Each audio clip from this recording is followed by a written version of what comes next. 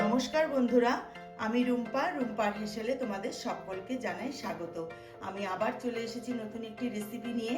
আজকে আমি তোমাদের মধ্যে যে রেসিপিটা শেয়ার করব সেটা হচ্ছে শীতকালে যে যে আমরা ফুলকপি বা মূলো, যে আমরা এই সবজিগুলো খাই, তা ফুলকপির তো ফুলটা খাই, ডাঁটটা ফেলে দিই, আবার মূলো পাতাটা খাই, কিন্তু মূলো পাতার যে ডাঁটটা ফেলে দিই, সেগুলো ফেলে না দিয়ে আমি সেই ফেলে দেওয়ার অংশগুলো দিয়ে আমি আজকে দারুণ মজার একটা রেসিপি তোমাদের মধ্যে শেয়ার করছি।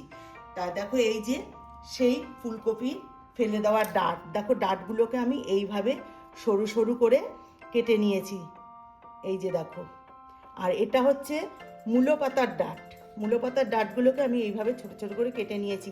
তোমরা চাইলে ডাঁটগুলোকে একটু থেতোও করে নিতে পারো, আমি থেতো করিনি, যেহেতু খুবই কচি এই জন্য আমি আর থেতো করিনি। যদি একটু মানে বুড়ো ধরনের হয় তাহলে কিন্তু তোমরা এগুলোকে থেতো করে নেবে।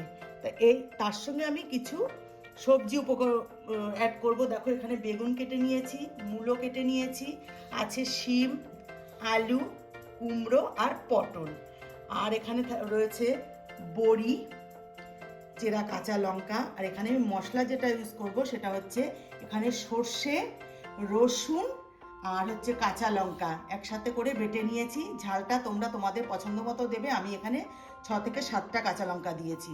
আর ফোড়নের জন্য আছে এখানে কালো জিরে আর শুকনো লঙ্কা, লবণ, আর এখানে আছে বেশ কিছুটা ধনেপাতা কুচি। তাহলে বন্ধুরা, ভিডিওটি প্রথম থেকে শেষ পর্যন্ত দেখার অনুরোধ রইল। তোমরা যদি মাঝখান থেকে স্কিপ করে চলে যাও তাহলে কিন্তু বুঝতে পারবে না আমি কিভাবে রান্নাটা করছি। তাহলে চলো চলে যাই গ্যাসের কাছে রেসিপিটা তৈরি করার জন্য।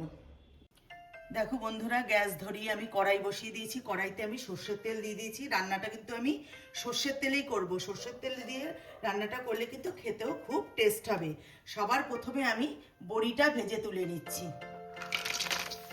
আর যে কোনো চচ্চড়ি, মানে এটা তো ফুলকপির ডাঁট আর মূলোর ডাঁট দিয়ে চচ্চড়ি করছি, যে কোনো চচ্চড়িতে একটু বড়ি দিলে কিন্তু খেতে খুবই ভালো হয়। বিশেষ করে শীতের সবজি বড়িটা দিয়ে রান্নাটা করলে কিন্তু খেতে ভীষণই সুস্বাদু হয়। দেখো, বড়িটা আমার ভাজা হয়ে গেল, বড়িটা আমি এবার তুলে নিচ্ছি।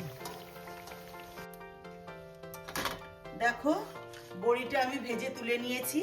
ওই তেলের মধ্যে আমি আরেকটু তেল দিয়ে দিয়েছি। এবার আমি দিয়ে দেবো ফোড়ন। ফোড়নে দিচ্ছি কালো জিরে আর শুকনো লঙ্কা। ফোড়নটা একটু ভেজে নিচ্ছি।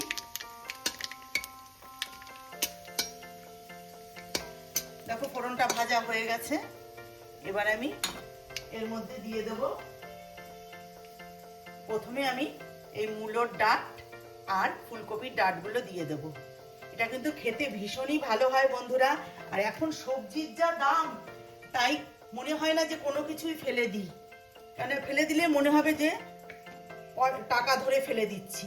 এই জন্য এইভাবে যদি ফেলে না দিয়ে রান্নাটা করে নাও তাহলে দেখবে খেতে ভীষণই সুস্বাদু হয়। সামান্য একটু হলুদ দিয়ে দিচ্ছি, নাহলে তেল ছিটে আসতে পারে।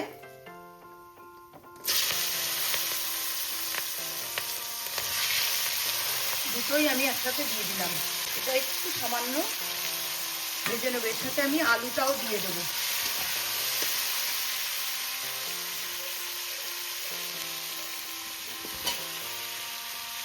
আর দেবো মূলোটা। বাদ বাকি সবজিগুলো, যেহেতু এগুলো একটু নরম সবজি, এগুলো একটু পরে দেবো। পটলটাও দিয়ে দিলাম। এবার আমি এগুলোকে একটু ভেজে নেব। দেখো, সবজিগুলো কিন্তু একটু ভাজা হয়ে গেছে। এবার আমি বাদ বাকি সবজিগুলো দিচ্ছি। যেহেতু এগুলো নরম সবজি, এই জন্য আমি এগুলো আগে দিইনি।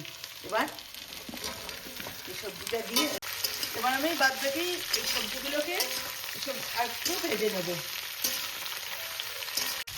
দেখো, মোটামুটি সবজিগুলো একটু ভাজা হয়ে গেছে। এবার আমি বাদ বাকি উপকরণগুলো দেবো। আমি এর মধ্যে দিয়ে দিচ্ছি চেরা কাঁচা লঙ্কা। আবারও বলছি, ঝালটা তোমরা তোমাদের পছন্দ মতো দেবে। আমি একটু ঝাল খেতে পছন্দ করি, তাই ঝালটা একটু বেশি দিচ্ছি। আর দিয়ে দেবো স্বাদ মতো লবণ। লবণটা আমি আগে দিইনি, তাহলে আগে দিলে জল ছেড়ে যেত, এই জন্য লবণটা আমি আগে দিইনি। এবার দেবো পরিমাণ মতো একটু হলুদ গুঁড়ো, আর দেবো বেটে রাখা সর্ষে, রসুন আর কাঁচা লঙ্কা। আমি এর মধ্যে একটু হলুদ আর লবণ দিয়ে বেটেছি, তাহলে তিতো ভাবটা আর থাকে না, কারণ সর্ষে বাটলে পরে সর্ষের একটা তিতো ভাব থাকে, হলুদ আর লবণ দিয়ে বাটলে পরে সেই তিতো ভাবটা আর থাকে না। এবার আমি দিয়ে দেবো যে মিক্সিতে বেটেছিলাম জারে, সে জার ধোয়া জলটা একটু দিয়ে দিচ্ছি। এবার আমি সব মশলার সাথে সবজিগুলো ভালো করে আমি কষিয়ে নেব। সবজির সাথে মশলা কিন্তু আমার কষানো হয়ে গেছে। যেহেতু সর্ষে বেশি কষাতে লাগে না, বেশি কষালে সর্ষে কিন্তু তিতো হয়ে যায়। এবার আমি এর মধ্যে দেব অল্প একটু জল দেব, এতে করে মূলো আর আলুটা সেদ্ধ হয়ে যাবে। সেদ্ধ তো হয়েই গেছে, যেটুকুনি বাকি আছে এটা জলে সেদ্ধ হয়ে যাবে। আর এই জলটা আমি পুরোটাই টানিয়ে নিয়ে শুকনো করে ফেলবো। আর একটু দেবো, ব্যাস এতটুকুই, আর এর থেকে বেশি জল আমি দেবো না। আর এই জলটাকে পুরো আমি টানিয়ে নেব। এবার আমি ঢাকনা দিয়ে ঢেকে এটাকে কিছুক্ষণ ফুটিয়ে নেব।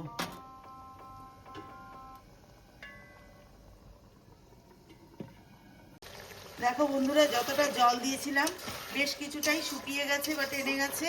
এবার আমি এর মধ্যে দেব ভেজে রাখা বড়িটা দিয়ে দেব। বড়িটা আগে দিইনি, তাহলে বড়িটা একদম নরম হয়ে ভেঙে যেত। এবার আমি এর মধ্যে দেব একটু চিনি। চিনিটা দিলে কিন্তু খেতে ভীষণই ভালো হবে।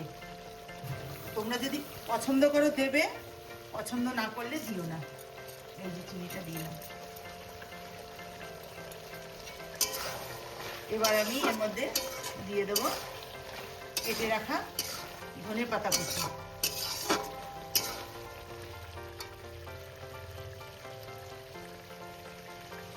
এটা কিন্তু খেতে ভীষণই ভালো হয় বন্ধুরা। তোমাদের কাছে অনুরোধ রইল, তোমরা অবশ্যই বাড়িতে একবার বানাবে।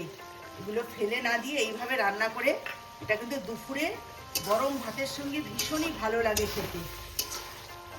দেখো রান্নাটা কিন্তু আমার হয়ে গেছে, সব কিছুই সেদ্ধ হয়ে গেছে, জলটাও শুকিয়ে গেছে। এইটুকুনি গ্রেভি থাকবে, এটা আরও টেনে যাবে, যেহেতু বড়ি দেওয়া আছে, বড়িতে টেনে নেবে। এবার আমি গ্যাসটা বন্ধ করে নিয়ে একটা পাত্রে উঠিয়ে তোমাদেরকে আমি দেখাচ্ছি। দেখো বন্ধুরা, আমার হয়ে গেছে, আমি নামিয়ে নিয়েছি। দেখো ফেলে দেওয়া সবজি দিয়ে কত সুন্দর একটা সবজি রান্না হয়ে গেল।